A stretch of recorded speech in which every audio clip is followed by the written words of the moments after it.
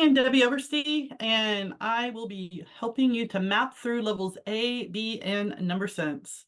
I don't know about y'all. I get really excited when I go on a trip to plan going on a vacation, maybe even running errands, especially when my kids were little. Planning was always a good thing. And so with Right Start and what we're going to work through, it's kind of like going on a trip. I know one thing, I know that homeschoolers, especially, and there could be teachers here that are not homeschooling. I think it's the same with you guys too. We love to plan. We are planners. We're like the queen of planners. There's a lot of research that we put into if we're going on a vacation, if we're going to get a different curriculum or try out a curriculum, and we don't always know what's going to happen. We want to give it a try, but at least it's a good idea to kind of know where we're headed. So I am actually going to take off my video so we can focus on the screen now. So for level A, it is a comprehensive kindergarten curriculum that has 132 lessons, which is manageable to do, within a school year. Where I live, it's 180 days that we school, so that gives you some leeway. We have a lot of different things we do in level A, but our biggest focus is number sense. So that is to be able to recognize quantities to 100 by grouping in 5s and 10. It's learning place value up to 100, recognize quantities up to 100. And here you can see we use our place value cards, we're using the abacus. So the child is getting a very interactive way of understanding. And then we start to get into some adding. And we're learning how to partition here. We're taking 4. What are different ways we can make 4? So you can see how we use the abacus. You can see how we use our part whole number set circles. Level A is also a lot of addition, but not like really big addition. We're working with our facts up to 10. However, because of the way we say our numbers, we can work with, we'll say 510. 510, we can partition. We can see it's made out of 2 10s and 3 10s. So calling our numbers that way at the beginning really helps children to understand better the place value. And then we go back, go back to calling it 50 and then 20 and 30, but they understand the place value that it holds. We also work with money. They'll be working with pennies, nickels, and dimes. And here is just a short thing we do. We're using our place value cards. We see our 2 dimes, it's 2 10s. We have our 3 pennies. We can combine it. We have 23 or 2 10 3. We work with geometry, real basic geometry. We play with solids. Here they're going to arrange their solids from the tallest, arranged from the greatest to the least. Fractions, towards the end of the year, we'll dabble into fractions, and they'll be able to know how many fourths are in a whole, how many eighths are in a whole. We work with measurement. They'll be working with tiles that are 1 inch and centimeter cubes. So they're going to be practicing measuring with centimeter cubes and with tiles for inches. My grandkids, when they would come over, I would pull out level A when they were little, just for something to do. And it got to be where they would come over to the house and they're like, can we play math, Grandma? And that's the way I look at level A. To me, level A is like, let's play some math. It's just fun. It's just a fun level. Now, level B is a comprehensive program that is geared towards 1st grade with a little bit more. We kind of go over and above in some areas. It has 140 lessons, but that's still pretty manageable to do in a year. We work with the big focus in B is addition. So we're going to work with addition facts to 18. And here we'll use the balance, which is a fun tool They'll be using this for addition, subtraction, multiplication, all throughout the levels. They're going to use these, oh my gosh, all of a sudden I can't, base 10 cards. Working with bigger numbers, and they compose the big numbers, combine it together. They're learning to trade, and then they come up with their final solution. So at the end of level A or B, sorry, they're going to be able to do 4-digit adding with trading. They're going to be able to do their double-digit addition mentally. That just floored me when I was teaching this to my boys, and then I would ask them, because I learned the traditional way. You know, we had the ones, we carry, we had the tens, we do it all on paper. And so that they can do this mentally was just incredible. But the cool thing is, I learned to do it along with them. We also will keep working with place value. We're going to trade into the thousands. Here we're working with our abacus tiles, our abacus. You could see the place value cards. We're building 748 or 4108. They get to see it. They can deconstruct the place value cards if they need to. If you want to say, how many tens are in this? Well, if they don't know that it's 4 tens, we can pull it back apart and they can easily see that it's 4 tens. Well, maybe not easily, but they are better able to see that it's 4 tens. They're going to work with reading 4-digit numbers. Here we've composed 1,000, 5, 10, 4. Lots of games that'll be thrown in here to help with this understanding. Subtraction is something else we will dabble in a little bit in level B. We're going to work with subtracting facts up to 10. And so we're also going to, and this, while this bottom one is not necessarily for subtraction, I'm using it because you can see like 36 plus what equals 50. We're setting them up for subtraction also, because 36 from 50 equals what? Or 14 from 50 equals what? So while we're not focusing on subtraction here, they're still learning it in a, not quite sure the word, but it's not a big focus, but it's something that when we get to it, it's going to make sense to them because it's something they've seen already. Time is something we'll work with in level B. We're going to work with the hours and half hours and 5-minute intervals. They're going to be able to tell time on an analog and digital clock. Geometry. All this we learned, like you saw, we started in level A. We're going to come up to level B. We're going to add on to it. We're going to go deeper with it. They're going to be able to compose shapes from existing shapes. They're going to learn about prisms. They're going to keep working with money, but now we've introduced the quarter. So here we're counting money. 25, 10 makes 35, and 5 makes 40. Again, more fractions. Dabbling in this, but now we're working, they're going to be able to tell you how many fourths are in a half, or how many halves are in a whole, or how many eighths are in a fourth. And then again, more measurement. This time we're getting into the half centimeter and the half inch.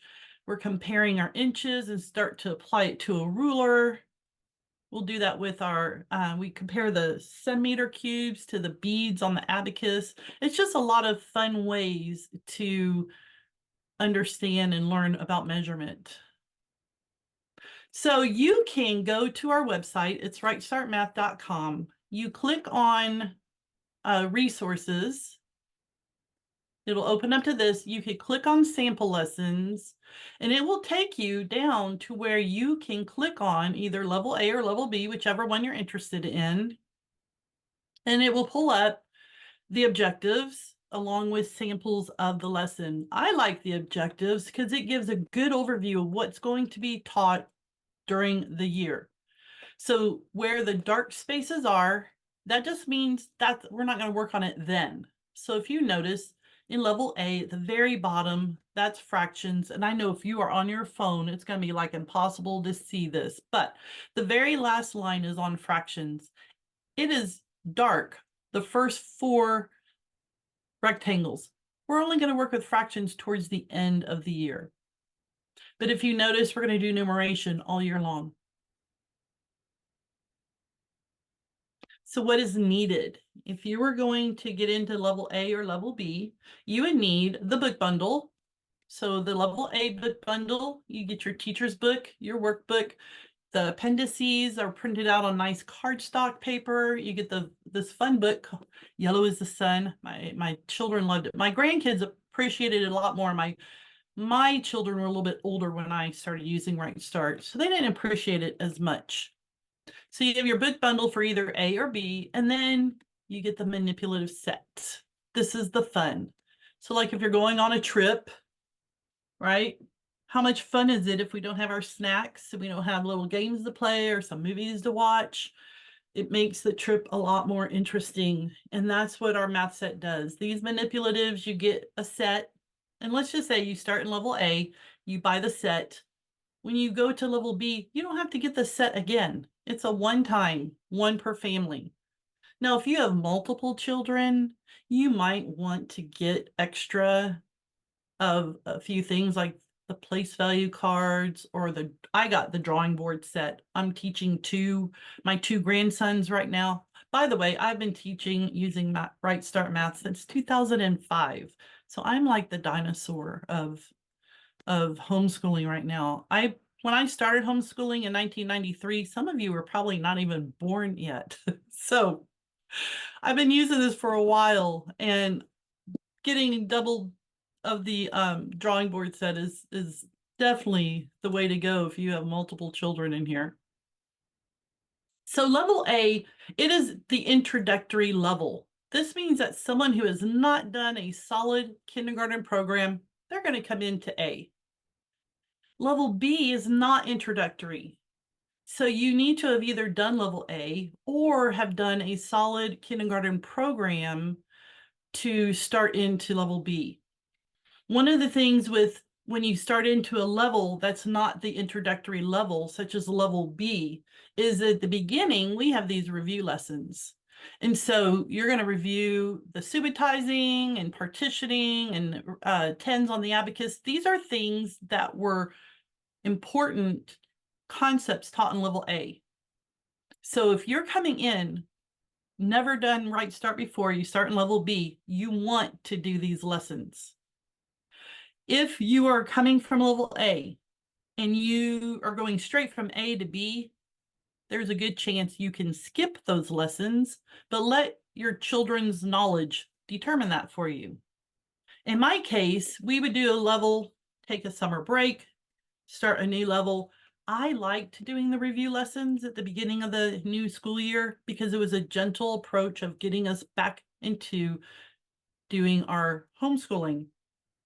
However, I did switch to doing math year round, and in that case, I would not have done the review lessons. So you're on a trip and you see the sign, scenic area. Some of you are going to be like, oh, let's stop. I want to see, because the scenic area, it's named that because it's a lot prettier probably than what you're seeing right now. Sometimes though, you're in a hurry. You might have children who are sleeping, you don't want to disrupt them, or maybe someone has to use the bathroom, or you guys are hungry, whatever. Sometimes you'll skip the scenic area. Well, that's kind of what I look at the enrichment lessons. In level A, we have about 8 enrichment lessons, and in level B, we have about 5. But what these enrichment lessons are, it's to take math a little further. It's designed to bring the world of math into everyday life. But if there are some time restraints, these lessons can be omitted and it won't affect the rest of the journey, so to speak. I also recommend maybe you get it on the backside. Maybe when summertime comes or you get a little bit of a break, you could go back and do these enrichment lessons. So in level A, some of the enrichment lessons focus on telling time. And then in level B, one of our enrichment lessons is working with the Cotter's tens fractal, which is pretty cool because it really helps children and the parents to understand that there's a lot of ones make up 10, tens make up 100, hundreds make up 1,000. we think of 1,000, sometimes we don't think of it as that big of a number until you go to build the Cotter's tens fractal, and then you do. I still have mine from when my boys were 7 and 9, and they are now 24 and 26. I am not getting rid of them until I know I'm done using Right Start. So just saying, you do this once, keep them, you can use them again with other children. So here's the question. Level A, level B, number sense tutoring. Now, number sense tutoring, I will talk more about at the end. My focus right now is on level A and level B. Which level? So again, on our website, you can go to resources. Now, this is my recommendation. And then you can click take the placement test. Now, there is a place on here, if you notice to the right, that's on the top that says placement test. My recommendation to do resources and take the placement test is because then you can download the placement test. And I like a big overview. I like to see what I'm working with. If you would have clicked the take the placement test at the top, it would have just said over here, has a child been through a solid kindergarten program? You say yes or no. Click, no. Okay, you're in level A, no more. Or maybe you said yes, then it goes to number 2. What I like about this is you can print this out. You can hand this to your children. And it depends on the age of the children. If you have a little 5-year-old who's never done math, we know you're going to start in level A. But maybe you have an older child, maybe someone's come out of school, maybe they've done first grade. And you need to know, where do they fit in? Maybe they didn't learn all the things that we learned. I don't know, or the way we learn it. So this is a great way that you can hand it to your child. And my recommendation is don't help them any more than necessary. So an example, when I gave this to my granddaughter and she had to add 9 plus 6, she was using her fingers and she was doing a horrible job, even using her fingers. But it helped me to see where she was at and helped me to better gauge what level I needed to put her in. Now, mind you, she was going into the 5th grade when she started to homeschool, and I gave her this test. You can also, if you go back to this page, notice down below it says download a comprehensive placement test. Some of you might want it to be a little bit more comprehensive. So let's just say you have someone who has not done a solid kindergarten program, but yet has done some math. And you're like, should I skip A? Should I go to B? Well, this comprehensive placement test is designed for stuff like that. If you notice in level A, it's hitting on a lot of things that we do in level A. So if your child can fill this out and does really well with it, then you know, okay, let's go to level B. Or vice versa. If they don't do really well at it, then you know level A is the right level.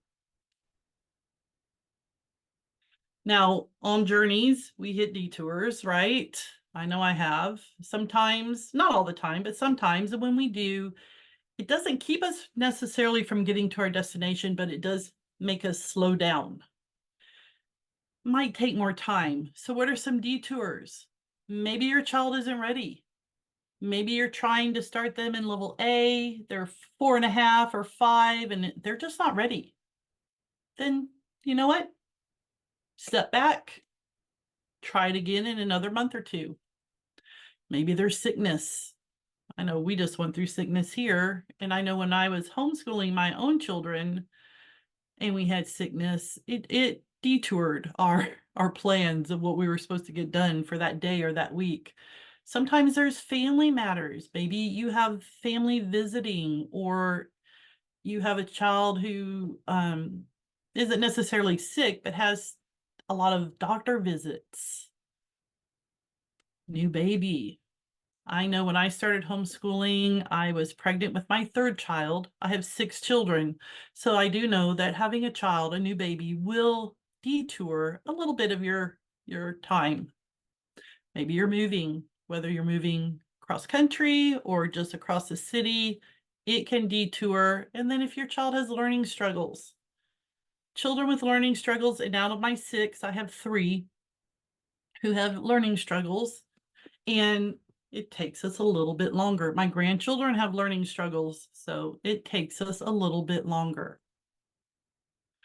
One of the things I like to recommend is have some math card games on standby for these times. You might not be able to get a lesson in, but if you have a couple games, and mind you, there are other games out there that involve math, and if you have some of those, use those too. But the math card games comes with the whole kit. It comes with the curriculum. Now, one of the greatest resources I think we have is if you go to the resources, click on teaching support, scroll down, we have the game list for each level, which means you can pull up all the games that are played in level A and all the games that are played in level B. And it even shows you which lesson that game is played. This is nice. You can use it. You could highlight it. You can make notes because maybe you need a few games on standby.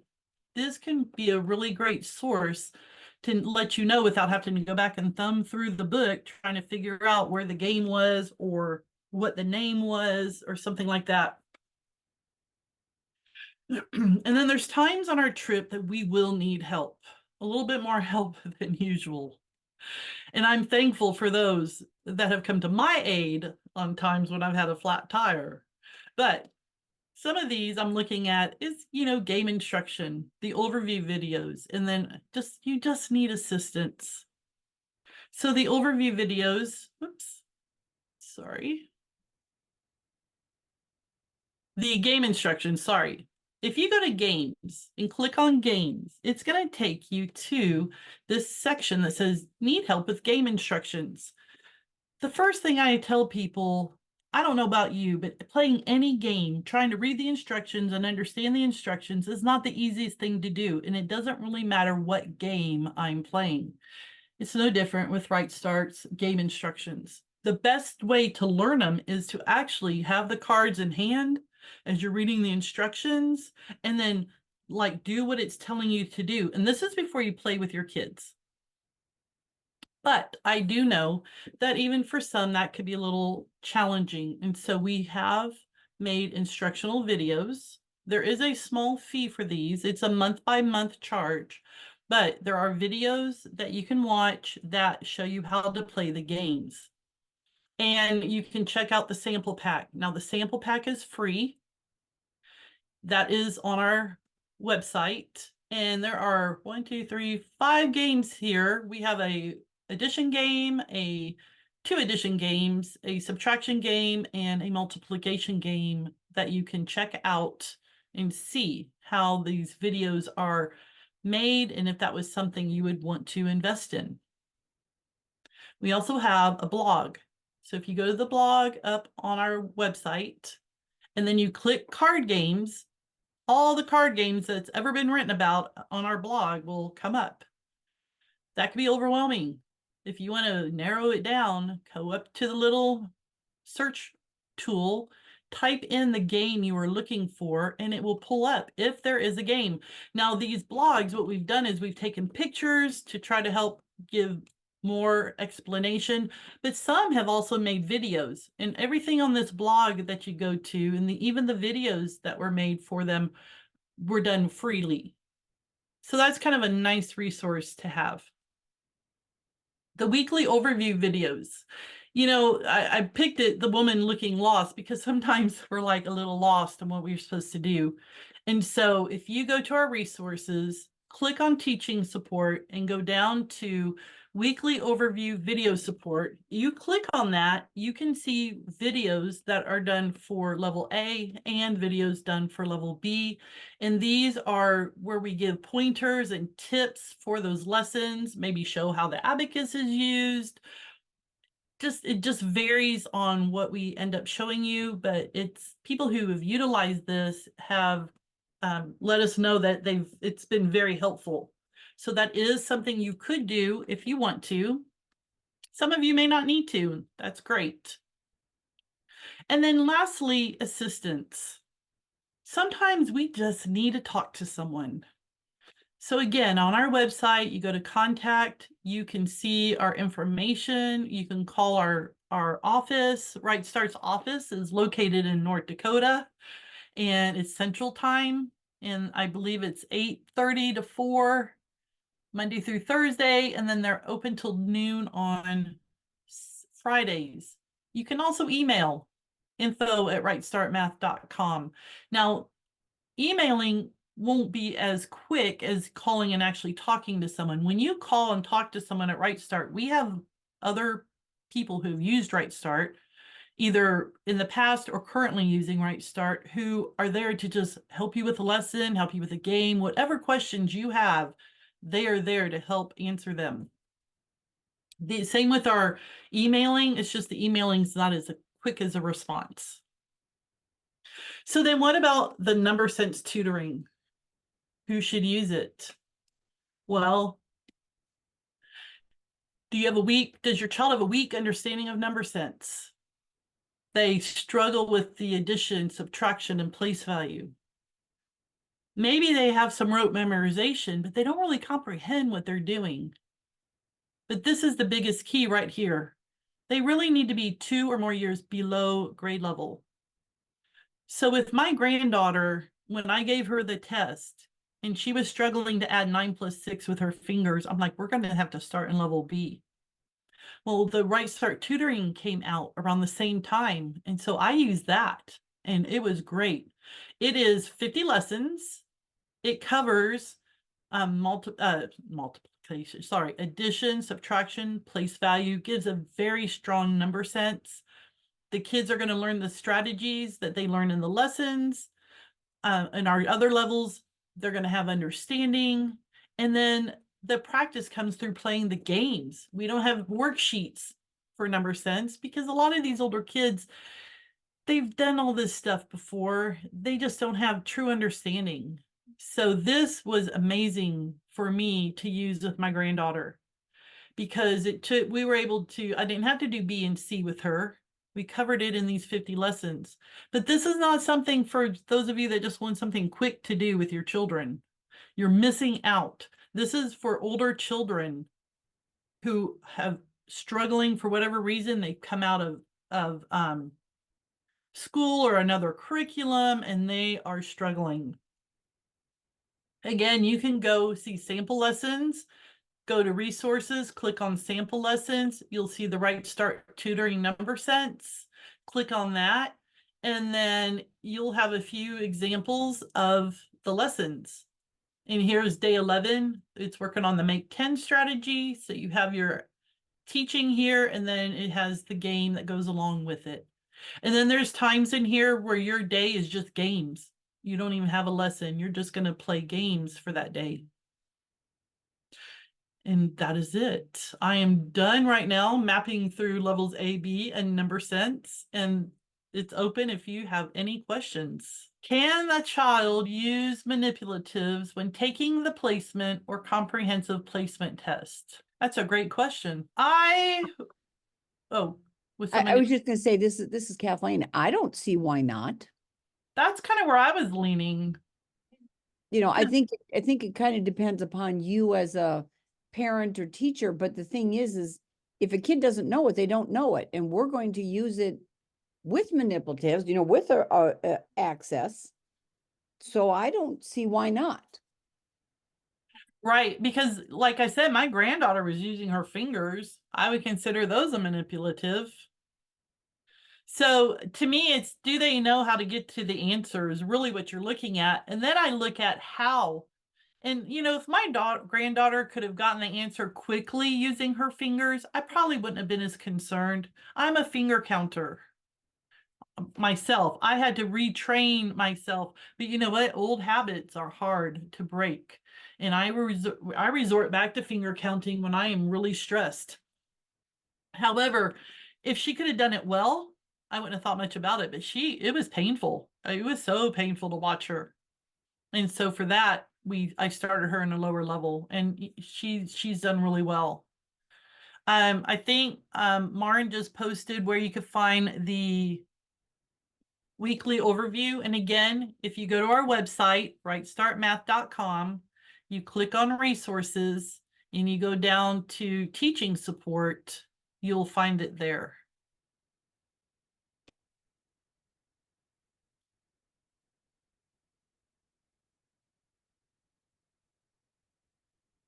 And feel free, any question goes here. Even if you're using Right Start, you have a question about it, feel free to ask.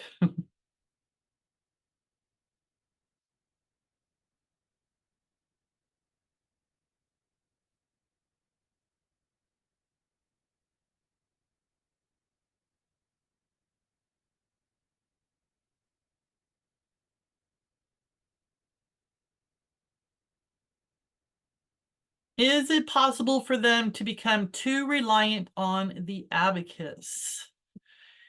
I don't think so. I've never seen that happen. We do recommend that if they need to use the tools, to let them use the tools. But every child I have taught, and I've taught children who are average learners, I've taught children who have learning struggles, they get to a point where they don't need it anymore.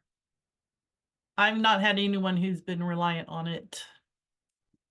Although sometimes it feels like, oh my gosh, do you not know this yet? But it's okay, because you know what? We all learn at different times. I have some children that, I'll just give an example. I had my two boys went through level B together.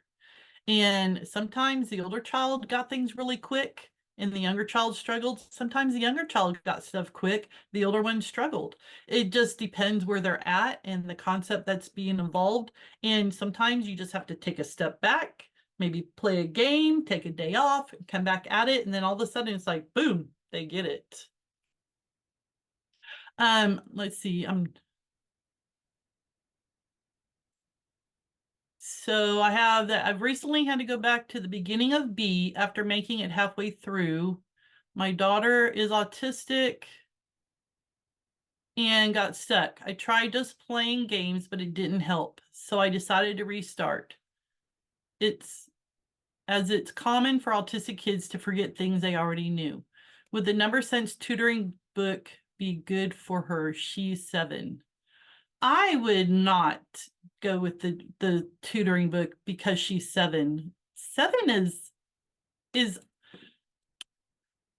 a good age to me for level B. Now I realize it's considered first grade for some kids. That's going to be 6 years old. My boys were 7 and one was 9 when I started them in level B.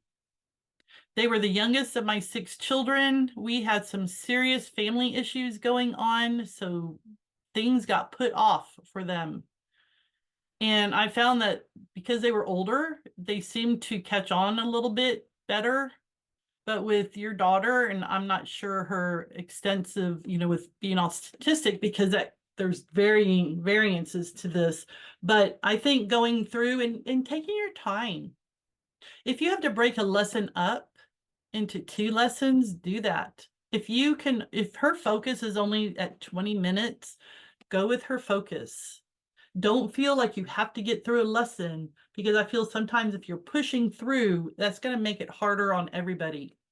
And yeah, it's going to take longer to get through it, but you can consider schooling math year round. I found with my boys, I finally learned after 3 or 4 years that it was best to do math year round. Doesn't mean we did math every single day in the summertime. We did it maybe once, two or 3 times. But it just made it so much less stressful, and we moved at their pace. And then when they enjoy it, they retain it better. So I would just recommend going with her pace. Now, if she was 12, 10 or 12, yeah, I would say go with Number Sense. Let's see. May I ask a question verbally? Yes. My name is Jeanette, and I've done some tutoring besides my own children.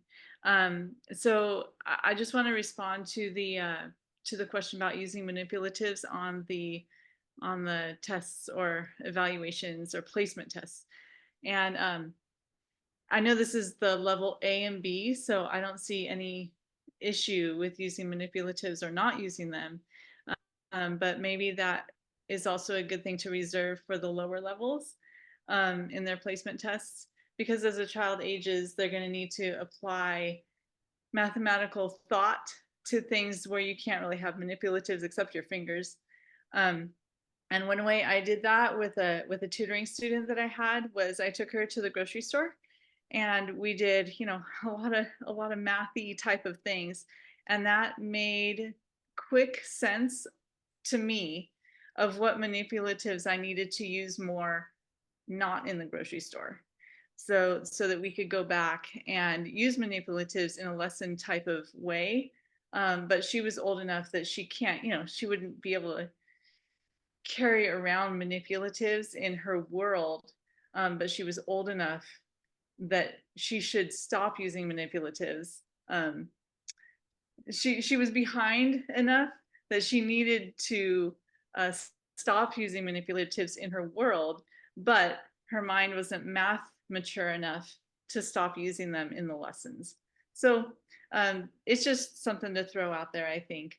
I like that. And it's also helps her to see too that there's times when you aren't going to have those manipulatives around to use. But I agree with on age wise, you know, like this is A and B, it is a little different. Like I said with my granddaughter, but it was her fingers, and even her fingers are bad. So it was it's just varies with the children. But I really like that, putting more of the application, taking them somewhere and having them like the store or something doing math there, just to kind of see where they're at. Thank you. Can I weigh in just a little bit on that? Yes. I love what you said. I love taking it to the store. That is awesome. I do want to push back just a little bit, and I know we're talking about A and B, so maybe this doesn't apply, but I took a multisensory math course from Marilyn Zucher, and she emphasized to us that manipulatives are important all the way up through algebra.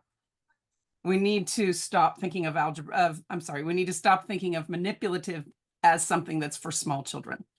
They're actually for everybody. You're right, though. They can't take them with them. And so getting them to get them internalized into their brain is the goal. So just wanted to weigh in on that. Manipulatives are for everybody. I like that. I am someone who needs manipulatives, or to see things or to touch things to get better understanding. And I know not everybody does, but I'm glad to hear that. I would like to see that more in the higher math personally. All right. Oh, This go is ahead. Kathleen. I'm going to piggyback real quick off of that. Think about it. You know, if you're like into golfing and you walk into a golf store, what do? You start petting the golf clubs. It's like, oh, look at this one, you know, or you walk into I'm a quilt designer, so I'll walk into a store and it's like, oh, look at that blue, and I pet it. Well, why shouldn't kids be allowed to? We all do it. You know, you trail your hand across something. Oh, that's pretty. We want to touch it. That's human. We want to touch it. We want to experience it. Why in the world would a child not, when you as a grown adult do it? So we need to keep the manipulatives available. Now, they don't have to use them all the time when they no longer need them, but, and you'll notice that in the program, and I realize we're talking here about A and B. A and B, they're using them pretty much every day. But once they get going, they're going to use it less, but that's only because they don't need it. When there's a new concept, a manipulative will be there. But then again, because the child's older, they're going to move off of it. So it's not that your kid's going to go off to college with an abacus tucked under their arm. True. All right. Yes, There's I understand Sorry. what you're saying. That's okay. I understand. And I just wanted to say, yes, this was an older child who was really behind. And I think for both of us, and she was in a classroom setting, so there were expectations of her that were not like homeschooling expectations. And so even her tests, like she was not able to have those manipulatives, unfortunately. So it just let us both know where she was and what we needed to do. And obviously, I mean, there were manipulatives all around her when our tutoring sessions were being held. So, and eventually those things did become part of her mind and part of her thinking processes. So yes, thank you. I think it is harder when you have an older child, and that's why where the number sense tutoring really comes in handy. Like I said, with my granddaughter, she was older, and she was a little resistant to even using the abacus because she was older. I ended up getting her the junior abacus, which was a little bit smaller than the abacus her brothers were using, and she was a little bit better at using it, but she would only use it when she absolutely had to use it. There's something about the older kids with some of it, but if she started to count on her fingers, I'd say, get the abacus. Let's use the abacus. And it was amazing how less she resorted to using her fingers. I can't say she doesn't ever use her fingers, but she's done a lot better. And so, it's sometimes it's just that encouragement. Okay, let's use it. All right, so I see a question. If I haven't finished a level, do I need to keep working through it with my child before moving on to the next, or will they miss important concepts? And I see that Miss Marn answered that. To continue. Sorry, my chat thing is so small here. It's hard to see everything. And I was just going to say the same thing. I'm in the same place, to be honest. My boys, my grandboys, were behind. They're delayed. They have learning struggles. They're at 10 and 11. We're finishing up level C. I'm at like 119 in level C. I'm so ready to be done. I'm like, can we go on to D? But it's like, no, I need to finish because our brain builds upon things that we know or we understand. So when we introduce something and then we come back at it later, we've built upon it. We're building upon it. So it really is better to finish the level. Is it possible to teach a 6 and 8-year-old level B at the same time? Any tips? The 8-year-old will be faster than my 6-year-old needs more time. You're talking to someone who had their 7 and 9-year-old in level B. They stayed together until probably level D, and it was really obvious that my older son was ready to fly and my younger son was slowing down.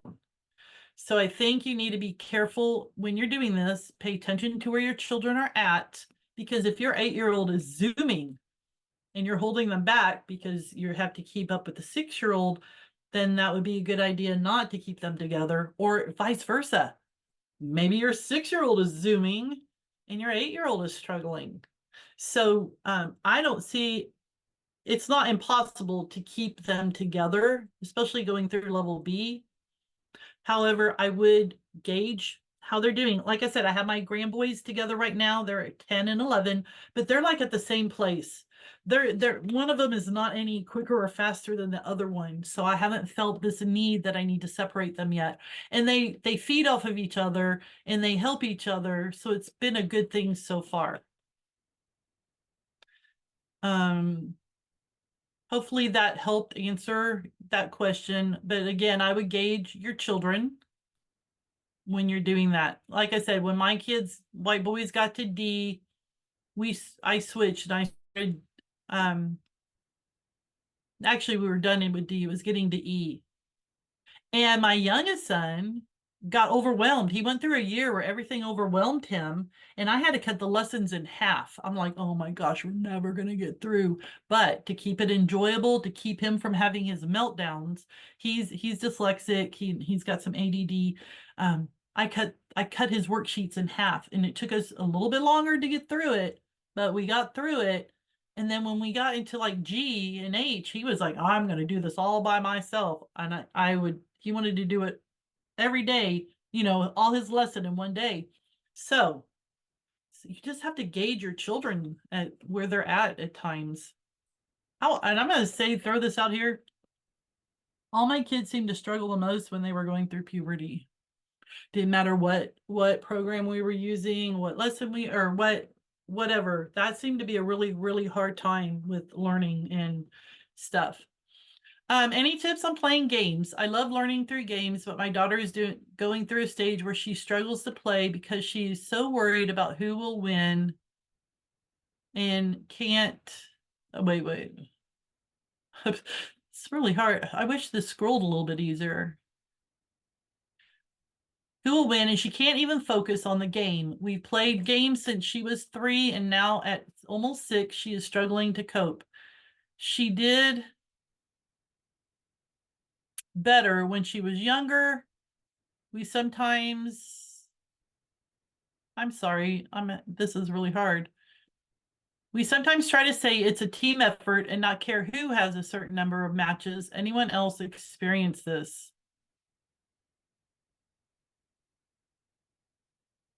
All right, I'm glad to see you guys are answering this. I'm not sure how to answer something like that personally. I feel like it's more than just playing a game. It's kind of, We- We had that at our household, Debbie. This is Kathleen. We had this in our household. John would strut around and crow like a rooster, and Anna would sit there and big old fat tears would just roll down her face. So we had issues. And of course, John would never lose because he would quit before he ever lost. So we no longer said who won and who lost. We would just finish a game and say, good game. You want to play again? And so it was never even an issue of who won and lost. We would keep score like in the corners game, keep track of it, but it wasn't a case of, oh, I had a score of 190 and you had a score of 75. I win. It was just, oh, okay, all right, let's play it again. Part of it too is just, especially if your daughter is a firstborn, and I'm a firstborn, we don't like to lose at anything, thank you. So it's not maybe so much a math issue, it's a little girl who wants to please, maybe a firstborn, doesn't want to lose. So it's other issues, but it's still affecting your math. So take the win-lose out of the, yeah. I see Jennifer, you said, yeah, she is a firstborn. How'd I know? But yeah, take that element out of it. And so it's not a case of win or lose. It's like, wow, look how many cards you got. Well, and I think that goes along with this other question about the second grader. My second grader has far outstripped my fourth grader. How do you prevent negative comparison and feelings of discouragement amongst children? And that's where we have to, like I told my boys, because my youngest boy would get he felt good when he could get something, or he was quicker, or he's faster. He runs faster than his older brother, but his older brother's stronger. And so my thing was, hey, that's great that you can run fast. Your older brother has his strengths too, literally his strength. He's very strong. We all have our good things about us, and we have areas we can improve on. And so I think this is good, and it is hard at this age, but it's also good for them to learn, what are areas that you are good in. There might be areas your second grader struggles in that your fourth grader does really well in.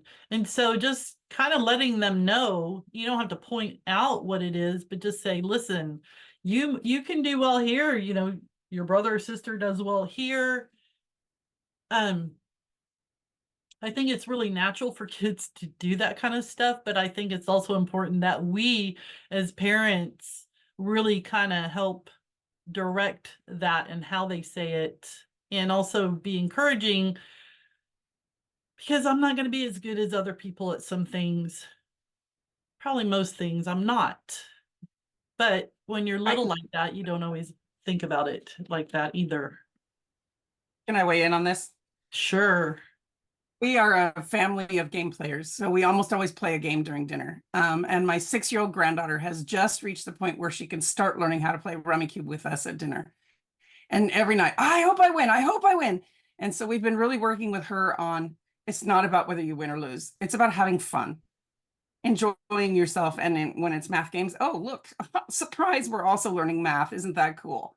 So we just kind of try to take the focus off of who wins, who loses. Did we have fun playing? Yeah, we did. That was fun. I like that. Kind of reframing the focus of why we're doing what we're doing. Yeah, I agree. Kids that we do, I mean, I'm with Kathleen on this one too. I'm a firstborn. I am very competitive. I have 2 brothers, but at the same time, it's more about having fun and enjoying it. All right, so here's one. My son can do the problems with the abacus, but he freezes with just a written problem and no abacus. As long as he can do the B and C problems on the abacus, can I keep him moving forward in the program? Or do I not move forward until he memorizes the math facts? I would keep moving forward as long as he could do these using the abacus. But at the same time, maybe give him one problem. Give him a problem, say, hey, let's walk. Maybe you have to model it and walk through it with him. Where he is less and less dependent on the abacus. Because if he's freezing up, there's something going on. And, like I said, my grand boys, they're kind of my focus right now with math, and they both have some learning struggles. Right Start is written for the average child. So when you have children that struggle, you're going to have to adapt some things or slow some things down, or, work through that.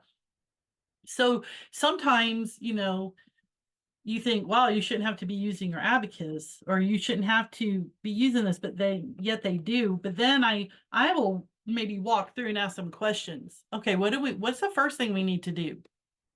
So maybe if you work with him, side by side, maybe for the rest of the problems, let him use the abacus, but we do one, and maybe the next day, one, and maybe the next day he could do two, and kind of move through that and see if that helps him. But I would not stop necessarily, because he is understanding it with using the abacus. And the memorizing the math facts, I will just say, as someone who had a hard time memorizing math facts, I still don't have them memorized. The strategies are helpful. So how does he do on the strategies? If he doesn't have it memorized, can he figure out how to get the answer? Oh, here's one. I have a 5-year-old just zooming through A, B without instruction. Advice? It's more challenging for me because hard to read through instructions for her.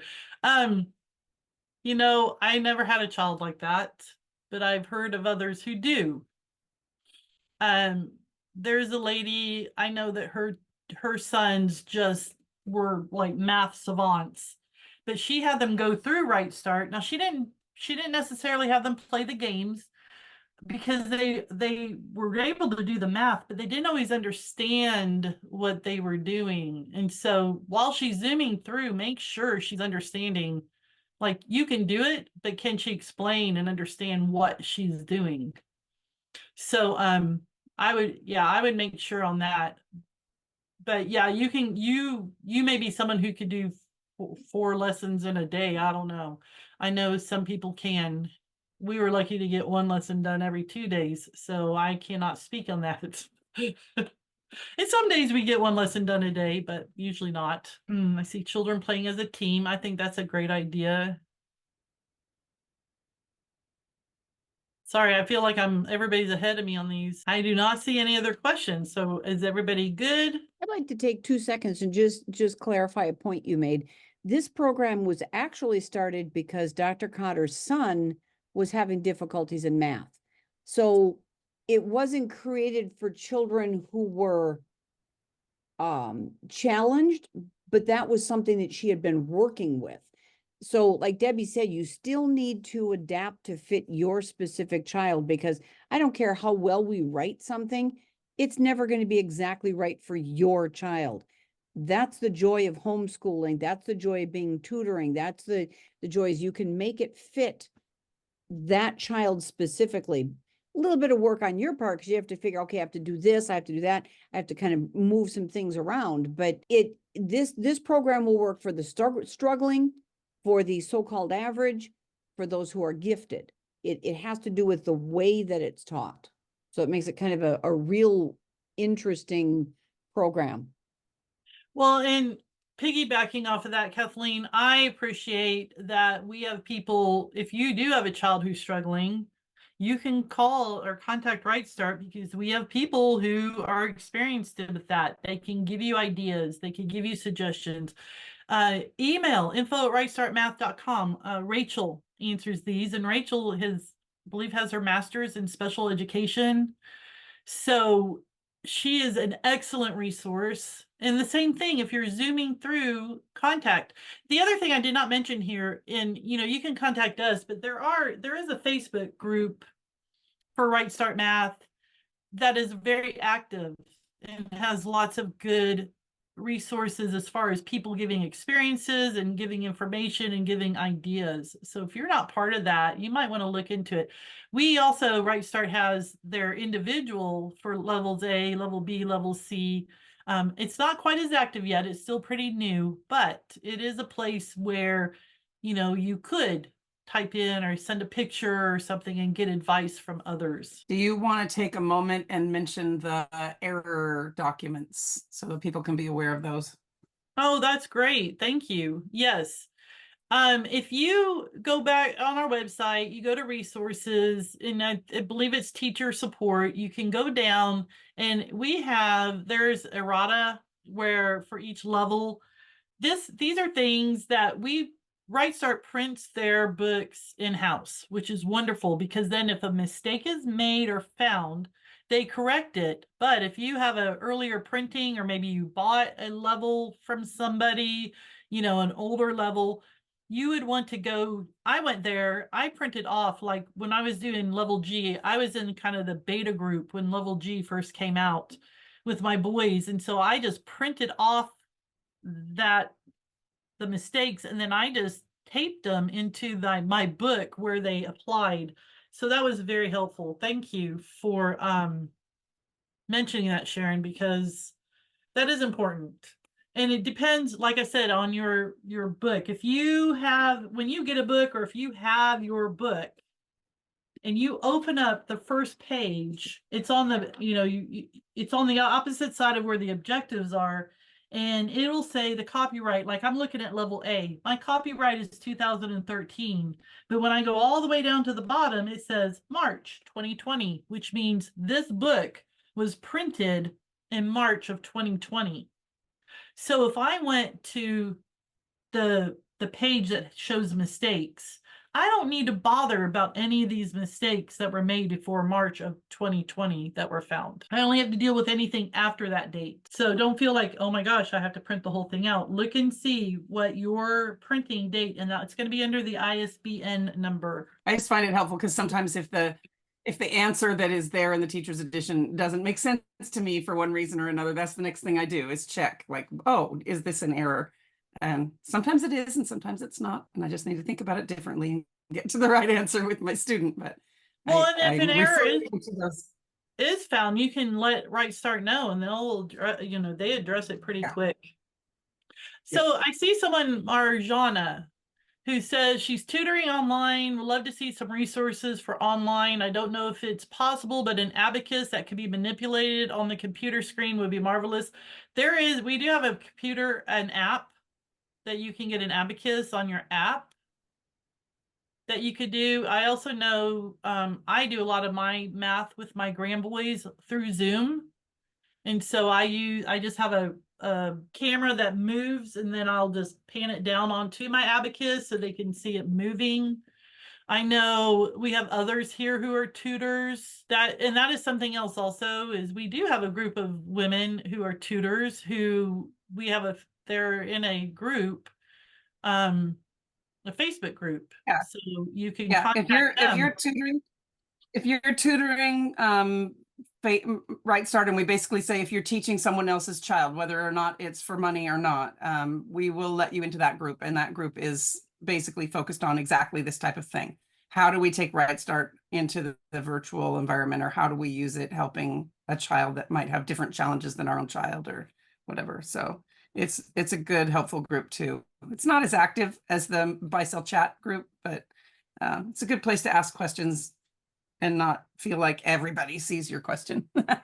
I have someone who's asking how you find the documents. So here's our website. It's rightstartmath.com. If you click on resources and you go down to teaching support, and then you scroll down, you see there's the corrections. And I'm just going to pull one up so you guys can see. So here we have level A. Now, mind you, my book was March of 2020. So these that say 2021, I need to be alert to. This one that says 2019, I don't have to deal with. 2017, nothing. It has to be after March of 2020.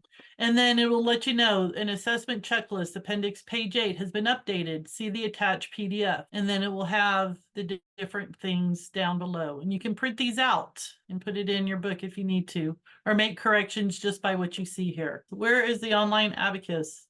So if you go to resource, you come down to apps, you can find it right there for Android and for iPhones. And there's also some games, in case y'all didn't know. There's only a couple, but they could be fun, especially like Go to 10, which is similar to Go to the Dump, which they start playing in level A and B. My kiddos love the corners, super corners. That was their favorite.